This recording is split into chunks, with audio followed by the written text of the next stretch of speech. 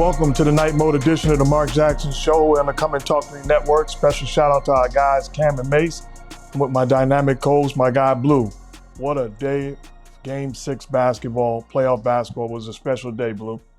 Yeah, real special, man. Pops, what we doing? We taking them on vacation today or not? What's your energy feeling like? That's your job. That's your job. No, I'm saying I don't want to throw you off. We taking them to Cancun.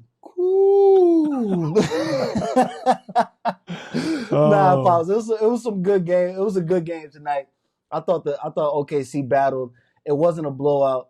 Came down to the wire, so it was a good game. A lot to talk about. Yeah, it was a great individual and collective effort. OKC put together a heck of a first half. Seemed like they were in control, but give the Mavericks credit. They fought back. But let's pay some bills first. Yeah, Pops. I was just thinking that. I'm on it. I'm on top of it. Don't worry. Shout out to our sponsors, Underdog Fantasy. Go ahead and scan the QR code or click the link in the description. It'll take you to the site. Play the pick'em game. That's our favorite.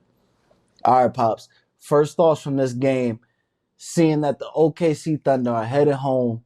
The season is done. And the Dallas Mavericks are moving on. What did you see tonight? Well, congratulations to the Dallas Mavericks. Jason Kidd has done an outstanding job coaching and leading that basketball team, getting them to buy in on the defensive end, which was always an issue with them. They didn't panic. OKC was ahead. Largest lead was, I believe, 17 points during the course of the game. Had everything flowing for them in the first half. Seemed like the Mavericks was frustrated. Again, LUKA complaining to referees, angry and upset. And at the end of the day, they settled down. And it was a terrific game. Went down to the wire. Some what we talked about before, how important it is for those role players to make big-time plays. They don't advance to the Western Conference Finals if it's not Derek Lively, if it's not Derek Jones Jr., if it's not P.J. Washington turning up when it mattered most, if it's not Josh Green, if it's not Kyrie Irving, and he's not a role player, but he's a guy that played a role in the first half and then decided to be the true superstar that he is in the second half. I thought it was a spectacular game, and the Thunder have nothing to be disappointed about or ashamed about. The future is incredibly bright for that basketball team. I think at the end of the day, their lack of size really cost them, way that Lively attacked the offensive boards and gave the Mavericks extra possessions. Yeah, Lively was cooking, man. That dude was for that player to be a rookie, for that man to be a rookie playing the way he is, contributing in a big playoff series. I can't give nothing but a round of applause to him. He's cooking. Yeah, you think about it. They out-rebounded the Thunder 47-31. They did the job on the boards, and it was Lively who had 12 points and 15 rebounds. And think about it. In a one-point game, he was a plus 26 plus minus. That is flat out getting it done. Compare that to, you think Gafford played well? Well, he was a minus 25 in his minutes. So Lively showed up and showed out, and it really gave them life off the bench and was spectacular with his energy, his effort, and his pursuit of the basketball in particular. I'm shocked at how much of a different player LUKA is when he doesn't complain or allow the refs to throw his game off. It's amazing because watching that first half, seeing him bicker back and forth and obviously being a little bit thrown off his game, maybe rightfully so, but I watched that first half end with LUKA arguing with the refs, a little bit out of character, and OKC going on, I believe it was a 22-4 run to end the half. And then they come out in the second half, and I don't know what Jason Kidd or whoever is on that staff that talks to him, if it's Kyrie, somebody spoke to him, and we saw a different LUKA prepared and ready to go in that second half. Can you just talk about the difference in the readiness that we saw from him? Absolutely, but I was just reading my text message from Coach Jason Kidd as you were speaking, so little subtle flex. Congratulations. Oh, you were talking about LUKA. My fault. No. Hold on. You really just tried to flex on me. What's going on? That's how you feel today? No. I'm just, I'm just doing my research. I'm doing my homework. Look, this is the thing, Pops. This is why it's a blessing that you got me as the host. Because as your son, if you got it, I got it. So what's up? If you text him, I might you send me the number, Pop. That's I want to text him good game too. that's a good point. That's a good point. That's a good point. But Luka, in all seriousness, I thought he got frustrated, and what he has to realize is it has its effect on the supporting cast. When he's looking for excuses, or you're gonna get good calls, you're gonna get bad calls, and I thought he almost crossed the line because he could have been tossed out by getting a second technical by some of his antics, and that would have been inexcusable. He's an all-time great basketball player, and it's similar to what we talk about Draymond Green at times. You got to make sure you're in uniform for your team. You're too valuable, too important. You bring too much to the table that you hamstring, you handcuff your team when you get caught up in calls or non-calls. Do your job and understand that as a superstar, you get benefit. You benefit from calls a lot of the time. I thought in the second half, he made the adjustments, still was talking to the referees, but was in a different tone and a different fashion. He was communicating with the referees, which is acceptable. But he is a special talent, and he made some big time plays. 7th career playoff triple double, 3rd in a row. He showed up and did what the best players in the world do. He carried his team when it mattered most, and I thought he made plays not just as a scorer, but a facilitator, and as importantly, as a rebounder. He got in there, got engaged, and rebounded basketball. Special performance by him, and then Kyrie Irving joined the party. Yeah, I got to give credit to Luka. The first series they played was against the Clippers, right? Say it again? The first series they played was against the Clippers? Yes. I'm thinking about it, and this dude played against Paul George defending him. He goes up against Lou Dort in this series defending him. Extremely great defender, still putting up extreme numbers with great efficiency even tonight. And now coming up, he has to look forward to facing either a great defender in Jaden McDaniels or a great defender in Aaron Gordon, or you want to throw Caldwell Pope on him. It just seems like it never stops. Then after that, he's got the Eastern Conference to go through. So how do you keep a young player like this confident? I know he's just an unbelievable scorer, but it seems like this is an unbelievable mountain. He's still far from a championship. Yeah, you don't have to worry about Luka. He's been a pro since he's 13 years old. So he's always played against the best defensive guy on the opposing team. And his size and his strength, his craftiness, his talent level doesn't allow him to get frustrated. So we talked about it coming into this series. The things that Lou Dort was able to do against Brandon Ingram, with all due respect, wasn't going to impact Luka Doncic. He's comfortable.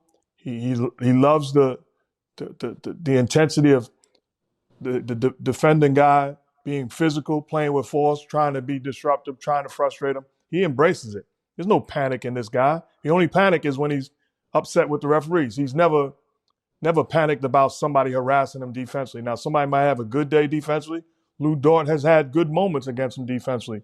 But at the same time, this guy's ability to take and make big-time shots, use that 6'8" frame and length, shoot threes, tough shots, post up, use that size, get the defender on his hip, take him to the paint, finish in spectacular fashion, great vision, whether it be a lob pass or to open shooters. He just wins the battle on a nightly basis since he entered into this league on his terms. And it's exciting to watch, and you don't want to take for granted. Across the league, we are watching greatness. We are watching all-time great basketball players, and Luka is one of them. Yeah. Talk about how valuable this experience is for this young OKC team. You've got Chet Holmgren, you've got SGA, Jalen Williams, a multitude of young players that this, even though it's not a deep playoff run, this playoff run is valuable for them. Speak to that a little bit. I consider it a deep playoff run. They advanced, and they took a Dallas Mavericks basketball team to a Game 7.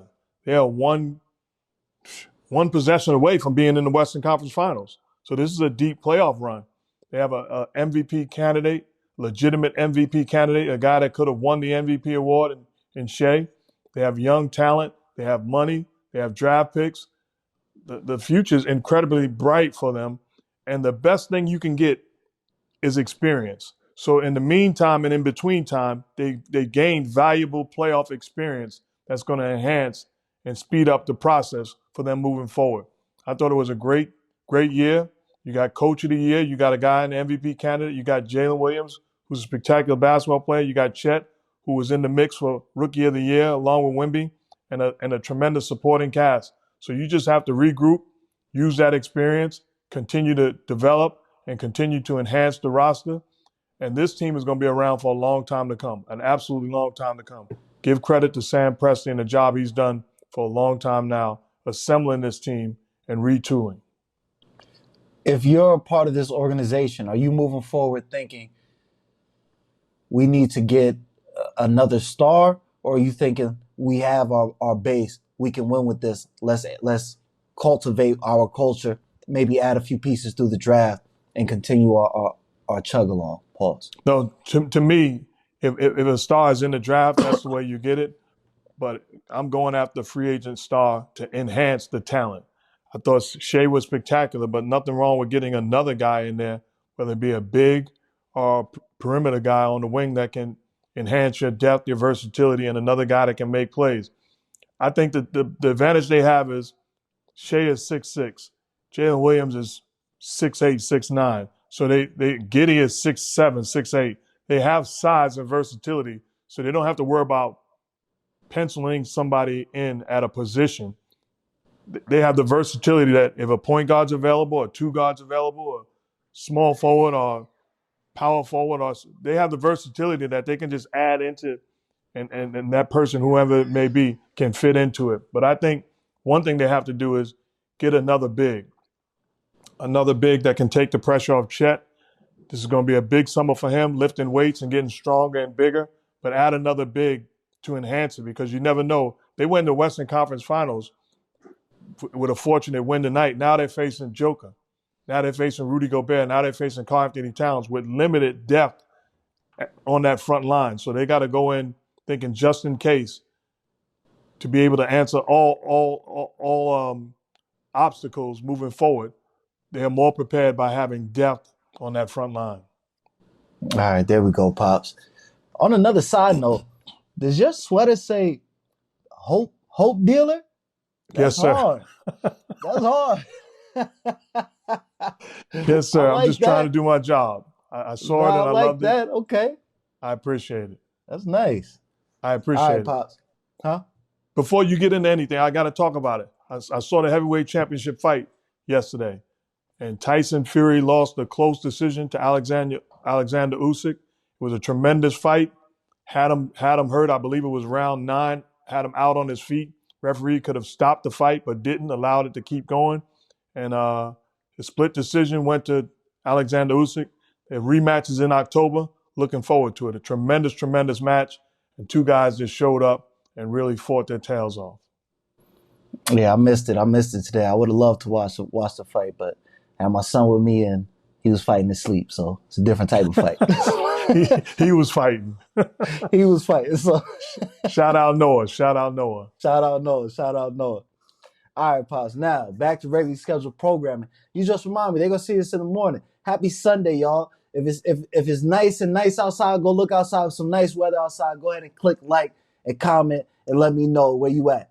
All right, Pops. 2 big games today. This is the biggest Sunday of the playoffs so far. I don't even know which game I'm looking more forward to, because as much as I love this Knicks and Pacers series, that night game is going to be crazy tonight. So which one are you looking forward to first off, mostly? As a fan of the game, I'm looking forward to both of them.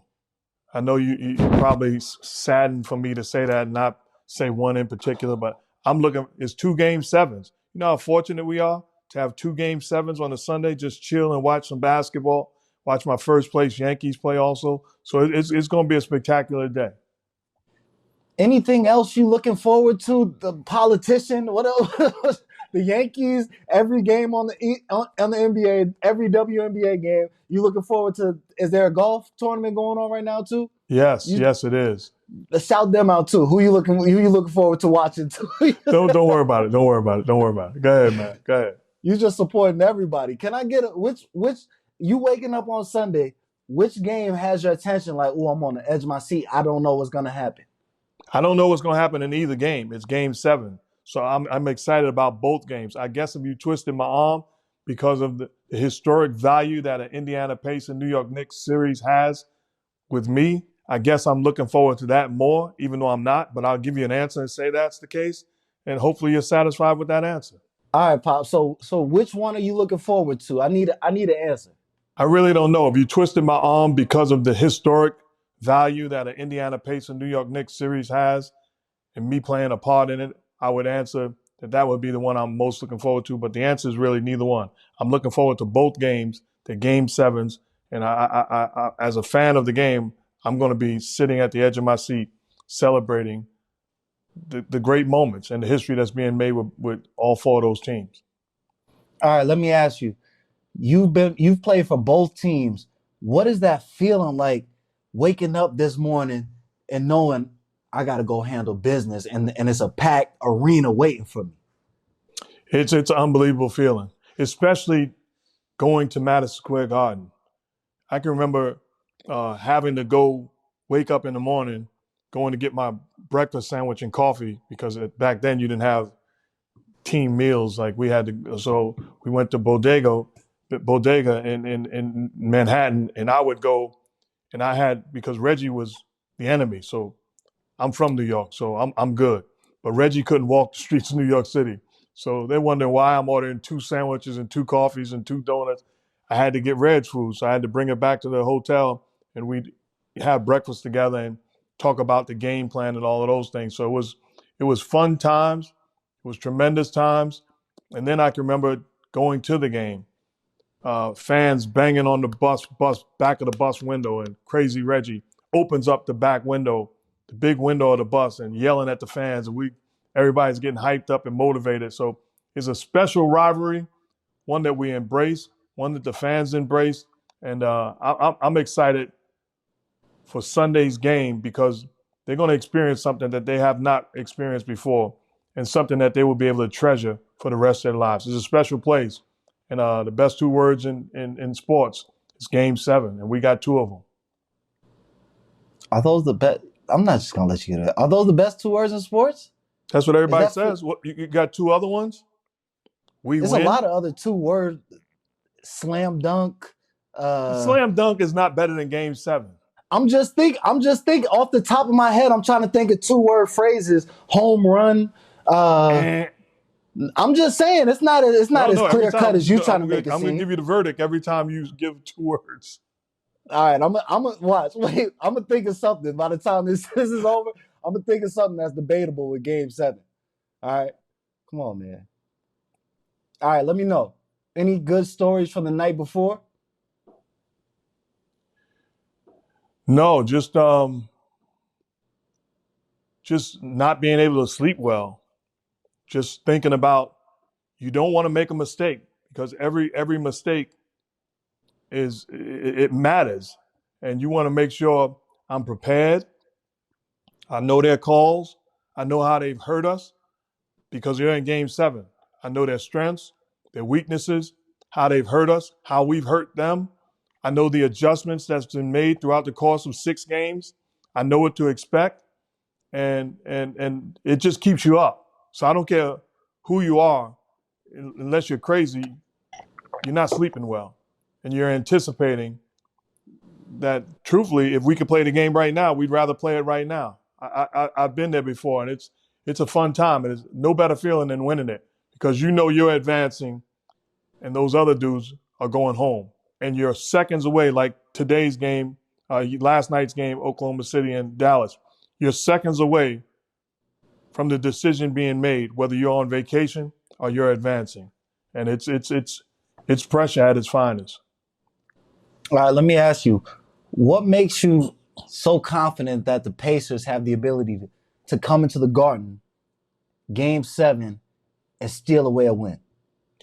I'm not so confident. I picked them to win, and I could see if the game was in Indiana, I could see the New York Knicks going into Indiana and winning Game 7. So I just believe that they're healthy, they're whole, they understand now what the adjustment that they have to make and how they need to play, in Madison Square Garden to give themselves a chance.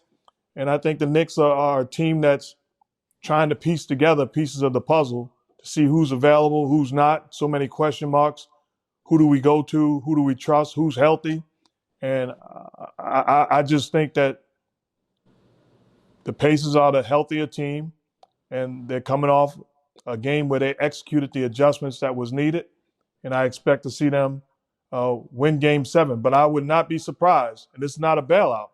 I'm not surprised if the Knicks advance to the Eastern Conference Finals. These teams are equally matched, and it's going to come down to, I believe, Brunson and Halliburton, in an ideal world, plays at a standstill, and who else is going to elevate their game. And Siakam is a guy that's proven, not only in the NBA Finals, but in the 82-game season, to be able to sustain a level that makes me lean towards the Pacers. All right, Pops. Being homegrown, New York City's own, I need you to step into the footsteps of the coach of the New York Knicks and give them some sort of encouragement, some sort of game plan strategy going into this Game 7. Well, if I'm Tom Thibodeau, I'm in the locker room, and I'm basically saying they're doubting us. There's so many question marks. But guess what, fellas? This ain't new to us. There's question marks coming into the season. They wonder why we give Jalen Brunson so much money a year ago. Why him? He doesn't deserve that kind of money. Jalen, they questioned you. Dante DiVincenzo, they want to know, why did we come get you from the Golden State Warriors? You're just a role player, a reckless role player, and somehow you responded. Josh Hart, you're a 6'4" power forward. They question you playing the position, and how could you accomplish what we need you to accomplish? Miles McBride, they want to know, why did I put you in the starting lineup and go small against this talented, tall, versatile Pacer team? Alec Burke, they wonder why you're sitting on the bench. Why didn't I have a call on you? And then when I called on you, you responded in an emphatic form and fashion. Isaiah Hartenstein, they want to know why we signed you as a free agent from the Los Angeles Clippers, and you responded by battling and showing that you're well worth more than what we've already given you. Precious Achua, they question, why do we put you in a trade and send R.J. Barrett? OG Anunoby, they question, are you available to play in Game 7? I don't know, but I know you doing everything that you possibly can to be ready. And guess what, fellas? They question me. They say I play you too many minutes. I'm too difficult to guys. I'm the worst coach in the league that players want to play for.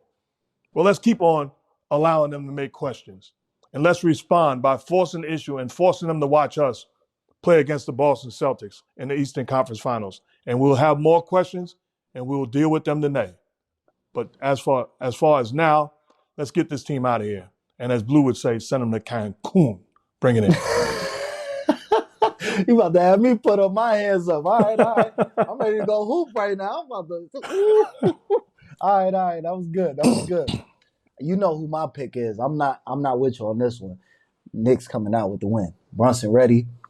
Hart ready. Everybody ready, man. We ready. It's gonna be a big day though. On the other side of things, huge game. Joker versus Ant-Man. Murray versus Conley. It's so many storylines, so many matchups. It's crazy, man. Let me know, Pops. What are you looking forward to most with this Western Conference game 7? I'm looking forward to how the game starts. Who throws the first punch? And then, similar to what Dallas did to the Thunder, how are you going to react to getting hit with an overhand right? So if Anthony Edwards starts the game and he's on fire, how does Denver respond? If Joker all of a sudden taking double teams or making plays and putting pressure on the T-Wolves, how do they respond?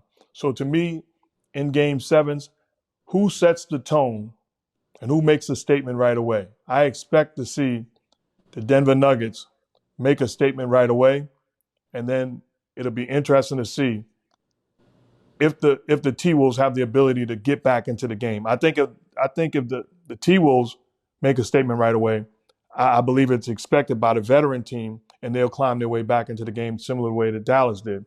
I don't know if Minnesota can respond if they allow the Denver Nuggets to throw the first punch.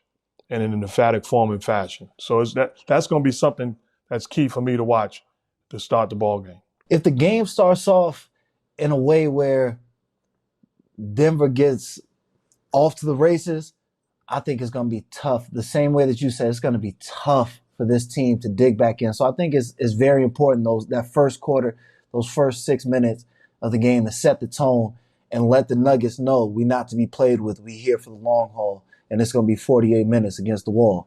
It's going to be interesting, man. It's going to be interesting. How do you go about things if you're the Timberwolves? Do you go into this game thinking, let me start off double teaming Jokic, or being aggressive and reading these screens and trapping Murray off these screens? Are you attempting to X out these stars, or are you just attempting to play solid defense? To me, I would go in not double teaming the Joker because I don't want to get other guys involved. I'm going to shrink the floor and make sure he sees active hands digging, trying to make sure he's not comfortable playing one-on-one against the big. So I want to shrink the floor where he sees bodies, but I'm not going to double team. As far as Murray, one thing I will do probably early on is maybe trap him off pick and rolls, just to not allow him, because if Joker gets going and Murray gets going, it's a wrap. I think the way that the game starts, early on you want to blitz Jamal Murray, make him uncomfortable, don't allow him to establish a rhythm because he's going to try to get a rhythm early. And I don't want to allow him to get going because he's been handled all series long and he hasn't been allowed to establish a rhythm. Outstanding defense by Ant Edwards, but also collectively. So I want to frustrate him and keep him frustrated. I'm not going to give him a steady diet of trapping him or blitzing him, but I'm going to start that way and then force other guys to make plays around him. So I think it's important, Minnesota's mentality and approach defensively, disrupting what the Nuggets do well. And what they do well is Joker gets going, and all of a sudden you got your hands full. So that's the way I would attack those two guys. And you got to live with Porter, Aaron Gordon, Caldwell Pope. You got to live with those guys taking and making shots. If they win the game, then you go home and say, well, the role players, even though they're champs and they're good players, they won the game. Give them credit, and you move on. But I can't sleep well knowing that Joker and Jamal Murray won the game. You can't have that. All right, Coach Mark. Let's talk to this Timberwolves team first. Let's get a message for them heading into this Game 7. Guys, we're not supposed to be here. I release you of all pressure that you're feeling right now. All the pressure is on the champ side. They're the defending champs with a future Hall of Famer, 3-time MVP center, and a future Hall of Fame point guard. They're the champs. They've already accomplished. There's no pressure on us. We're not supposed to be here. Matter of fact, Anthony Edwards said this is going to be the greatest Game 7 ever. Even in you saying that, Ant, is no pressure. It's no pressure. Let's go out there and handle our business. Let our hair down and play free. Let's not make mistakes and cost ourselves this game. Let's go shock the world, fellas. Bring it in. I feel that. Okay, all right. We can't leave the Nuggets hanging because this is a big game. So, Pops, let's get a word for these Nuggets before this game. I got nothing for you, fellas. We're the champs, and we're the champs for the reason. We're the defending champs and a team that's about to win back-to-back championships. Even though the road wasn't as smooth as we thought it would be, we're on our way. But we got to get these kids out of here. It's time to send them to bed and handle our business. I got nothing to say other than let's be who we are, the champs. Bring it in. All right, Pops. I know you chose, we spoke about this yesterday, and you said you're still sticking with the Nuggets. Your original choice was the Wolves, but because of the Game 5 outcome, you're staying with the Nuggets. Are you still sticking with the Nuggets, or has anything in this last day changed your mind? I mean, I very easily could change my pick and go with the T-Wolves. I picked them before the series started, but I'm going with the Nuggets because they're at home and they have proven guys. But the one thing I would watch is you cannot let Anthony Edwards get it going early. He sees that thing go through the hoop a couple of times early, you got problems on your hand. So I would try to frustrate him. I'd stay connected to him. I'd force other guys to make and take shots. I'd keep Aaron Gordon on Karl Anthony Towns. I wouldn't double team him. He has success defending him one-on-one. And then I want to push the basketball and play at our pace where we put pressure on this T-Wolves basketball team defending us in transition. And it's another way to get Jamal Murray establishing a rhythm. Get them on their heels defensively, get those bigger bodies off of him, wearing them down, and get him going downhill. So I think that's the thing to look for, and I expect to see that. But it's I can see it being a close ball game, or I can see it, if it's a blowout, I believe it's a blowout, Nuggets over the Wolves. Yeah, it's going to be interesting. I'm glad that we feel the same way, because I've heard a few people saying whether Aaron Gordon should be placed on Ant-Man. And I just think Caldwell Pope is a great defender. And I think it's a better matchup to leave Aaron Gordon on Cat and let the chips fall where they may. I've watched Caldwell Pope go against a lot of great two guards over the years. I trust that he'll be able to play defense at a high level. Yeah, we've seen that movie before when they put Caldwell Pope on Karl Anthony Towns. They just clear it out, throw the ball to him, and he backs him down. And if a double team comes, you leaving guys wide open. Yeah. I'd much rather have – it's not like KCP is not an outstanding defender. He's doing the job that Aaron Gordon could do. Is just a smaller body on Aaron Edwards. But I can trust KCP to defend Anthony Edwards and minimize the damage. And if he gets going, it doesn't matter who's guarding him. You can go get anybody in the history of the game. He's going to be able to win the battle on his terms. He's that special of an offensive weapon. Yeah. No, it's going to be interesting. All right, Pops. Now it's that time. There's only one game tonight, but let me know who wins the Mama There Goes That Man award. Tonight award, I tell you, it was tough because I go back to role players being special and winning. So I very easily could have gone with Derek Lively and how special he was. And it was sentimental because I realized just recently he lost his dear mom and he was inspired. And the first thing he did after the game was look up and basically acknowledge his mom, and I'm sure she was looking down, awfully proud of her baby and the performance he put on. So there's a side of me that wanted to go that way, but I could not ignore the greatness of Luka Doncic. 7th playoff triple-double, 3rd straight, and when they needed him most, shut his mouth for enough time to get it going offensively, made enough plays, 29 points, 10 rebounds, 10 assists, and had help from Kyrie Irving and supporting cast. But last night's award, goes to Luka Doncic. Mama, there goes that man. All right. I'm with you on that one. Luka was cooking and efficient. What was he, 9 for 15? Or let me see. Yeah, 9 for 15. I don't have that in front of me. You think I'm a stat guy now? But I want to tell you. But let me make one point. I got to show love to Shai Gilgeous-Alexander because he was in the press conference after the game and they asked about the foul that P.J. Washington shot the three, and Shai owned it. He said, that's my fault. I fouled him. We've seen the movie where guys complain about referees making bad calls and I didn't touch him. He didn't deny it. He said, I fouled him. We go over that all the time. We talk about making mistakes, how it can cost you a game, and I made a huge mistake. Shout out to Shai on a tremendous season, and not only on the court, but conducting yourself in a professional form and fashion. I salute you, my guy. Here we go. Of course. All right, Pops.